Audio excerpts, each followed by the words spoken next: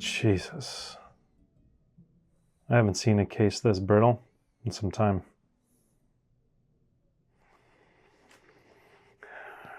Reminds me of a case I had back in the early 2000s. There's a guy from Iraq in the military. He was a mess. It was a good one, though.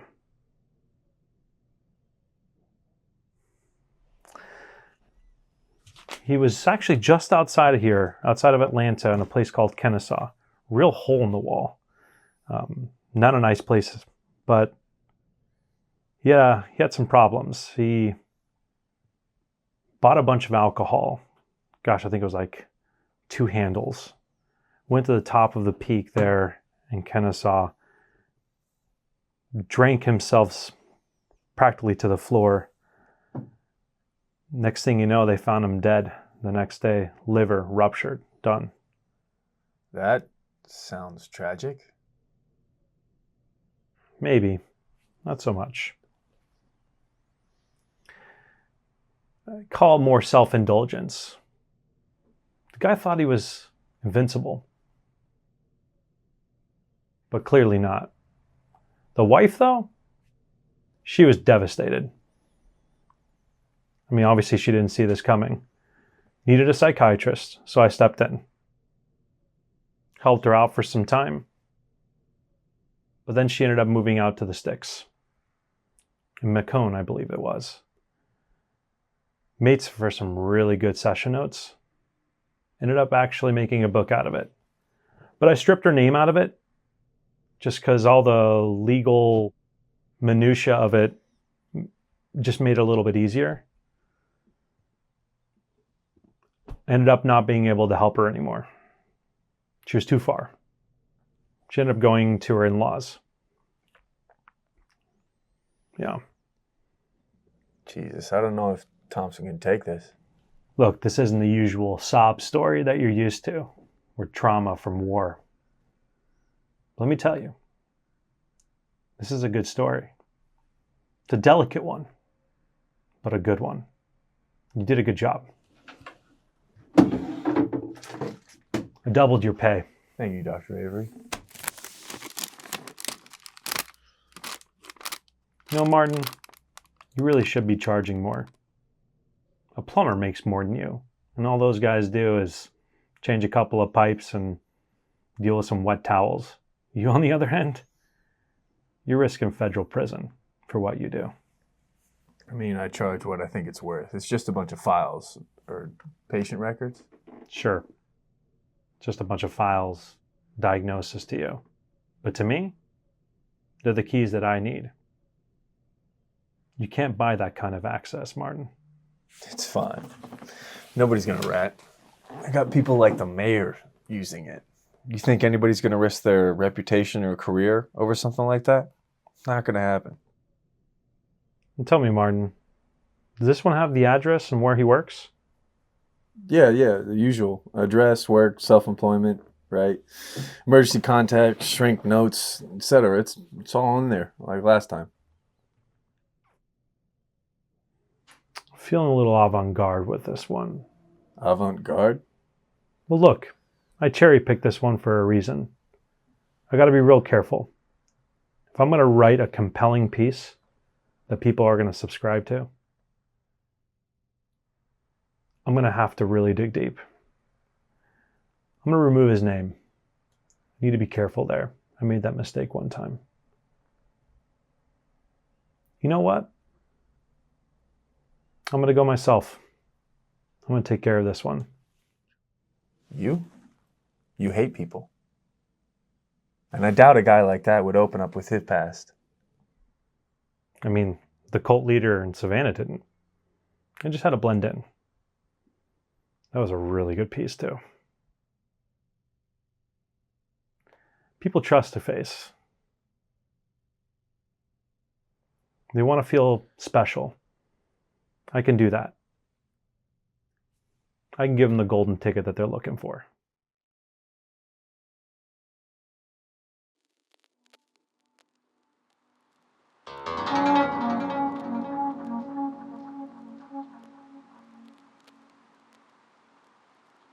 Mr.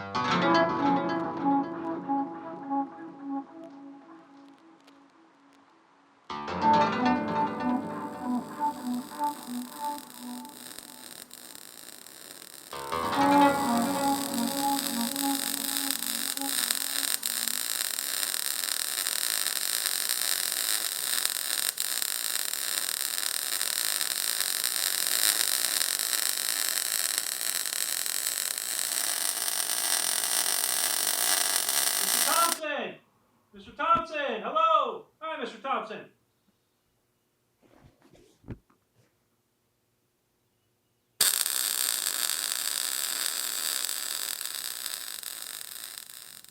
Hey, yeah, come Hey, on how's in. it going?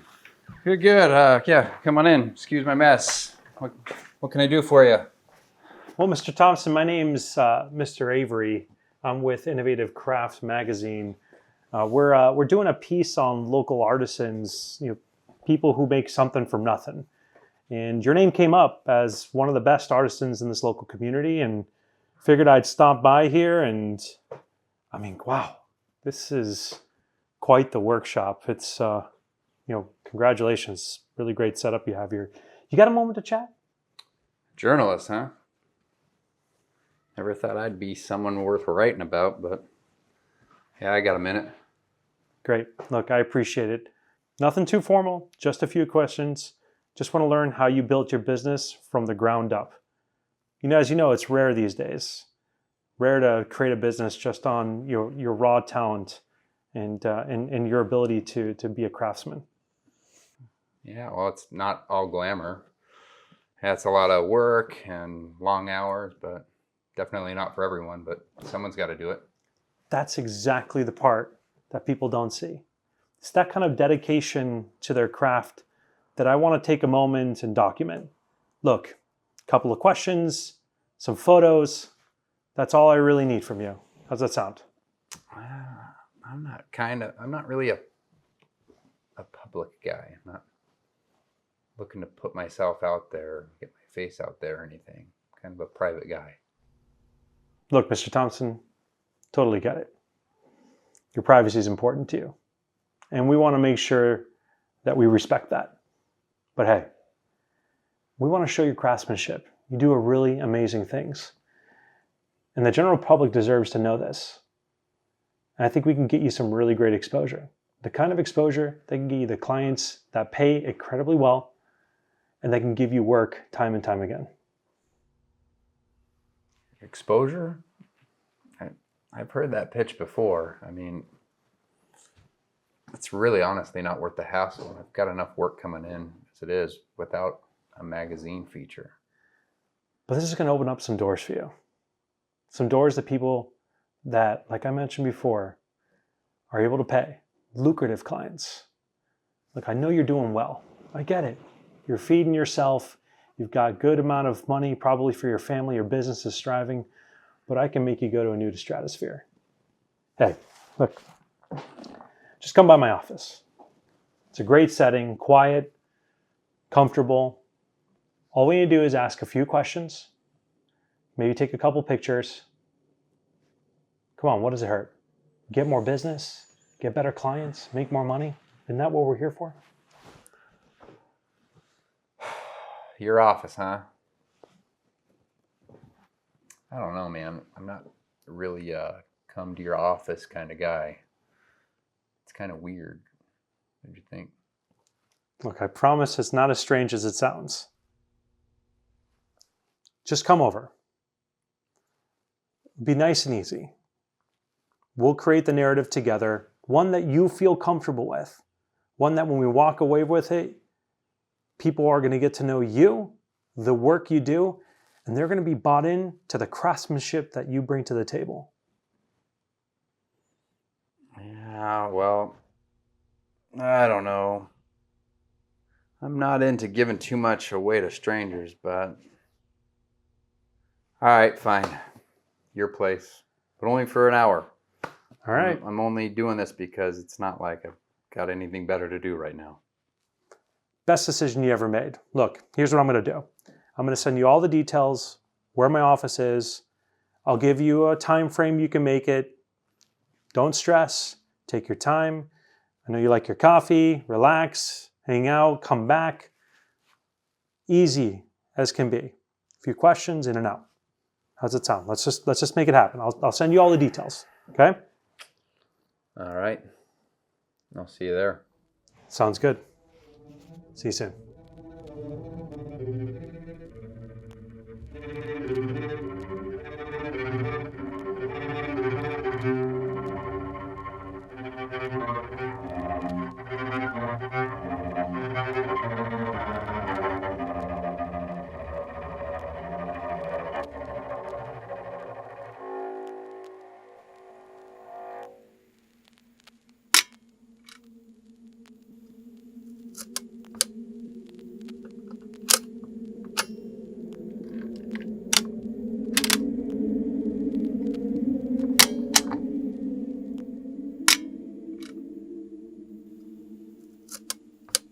Mr. Thompson, I'm glad you can come in.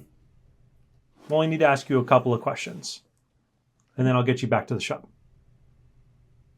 So how did you get into welding? It's kind of raised that way. Came from out west, was just raised. My dad did it, and I learned how to do it somewhere along the way. Sounds like you wanted some independence, freedom. You want to make your own way? Not many can say that. I guess. It's just how I like things. And you feel fulfilled like that. Satisfied, working with your hands, things of that sort. Sounds like a personal question there, Doc. Doctor. Flattered. But sadly not. Well, I figured you were a shrink or something. You're asking me all these questions about my past and about my life. I looked you up. There's no Mr. Avery working at the Atlanta Journal. However, there is a Dr. Avery who happens to be a psychologist that works in this building. Kind of doubt there is a Dr. Avery and a Mr. Avery that working in the same office, a journalist and a psychologist. Kind of conflict of interest. Clever. You're right. I don't work for the Journal. But I bet you're wondering why someone like me is interested in someone like you. Yeah. Psychologist who drives a Mercedes. You make plenty of money, so I don't know why you would need to come searching for a small entrepreneur like me. I'll answer your questions. Maybe a bit later. But you need to answer some of mine first. Beyond welding, I assume. Far beyond. Okay. Here are the ground rules. I'll ask you questions, and you answer them. But I need you to answer them truthfully. I need descriptions, not a runaround, not short. I don't need you to avoid. Got it. Good. Now describe to me your childhood. Quiet? Remember the rules, Mr. Thompson. Describe your childhood. Small Christian family. Grew up out west. Kind of kept to ourselves. Worked the land on our farm and, stuck to our morals. Describe those morals. Basic ones, I guess. Right and wrong. Honesty. Stuff like that. Rules, Mr. Thompson. Please describe your childhood. Look, I already told you, all right? We live by the word of Christ. Baptists, all of us. We lived straight and narrow. Good. Have you ever had a drink? course. Everyone's curious. Gotta loosen up and have fun. When was the first time?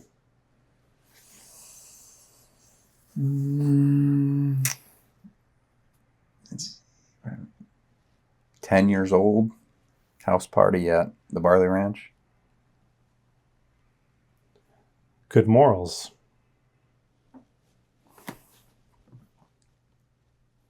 Have you ever killed anybody? No. Have you ever killed? No. Mr. Thompson, the rules.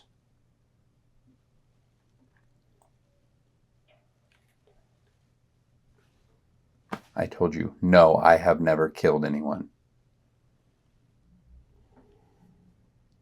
Have you ever killed? Is it not clear to you? Am I not descriptive enough? No means no, right? No, Mr. Thompson. Don't hide anything. Every good psychologist does their homework. Reviews case files, entries, notations.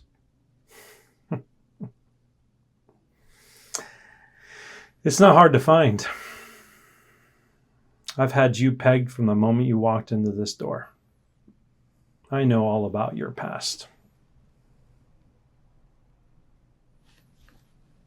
Everything. I know what you did. I know everything about you. Everything you've said, every documentation, every recording. After all, that's what we do. I guess that's all the fun in it. So please, again, honesty this time. These questions, they're rhetorical. I already know the answers. I just want to hear them from you. I'll ask you one more time. Have you killed someone?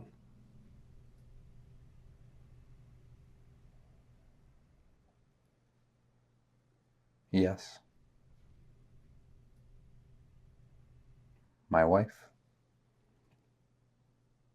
Describe how you did it.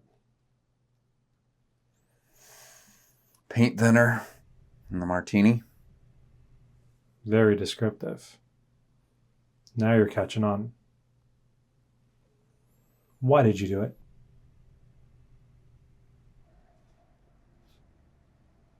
Fuck.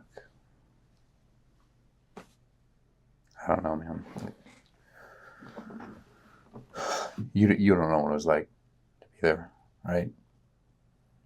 That life, that woman.